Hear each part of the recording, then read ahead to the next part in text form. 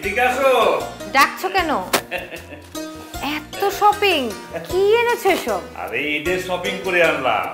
এই যে এটা হচ্ছে ছোট ছেলে রিঙ্কুর জন্য, আর এটা হচ্ছে তোমার মেয়ের সালোয়ার কামিজ, আর এটা হচ্ছে আমার জন্য একটা পাঞ্জাবি।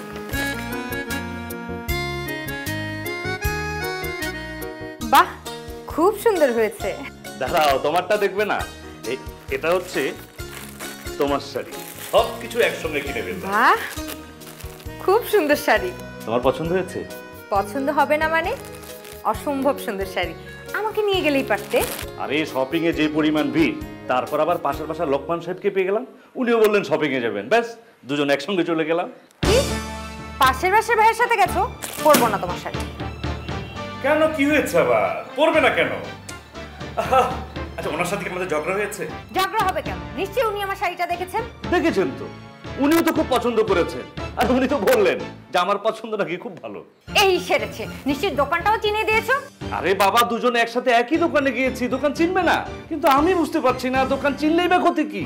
ক্ষতি কি সেটা তুমি বুঝবে না, আমার শাড়িটা আর স্পেশাল থাকলো না। দেখা যাবে ঈদের দিন দুইজন দুই ফ্ল্যাট থেকে একই শাড়ি পরে বের হচ্ছে। কেন একই শাড়ি পরবে? উনি তো শাড়িটা কেনেননি। কিনবে না কে বললো? উনি দোকান চেনেন, শাড়ি চেনেন, শাড়ি উনি নিজে পছন্দ করে কিনেছেন।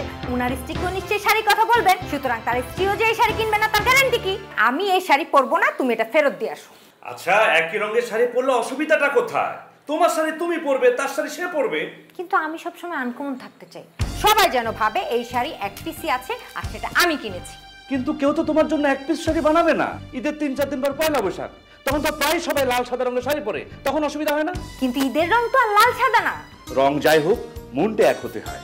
ঈদ মানে মিলন। আমি তো মনে করি তোমরা দুজন যদি একই রঙের শাড়ি পরে বের হও, সবাই মনে করবে তোমাদের দুজনের মধ্যে অনেক মিল।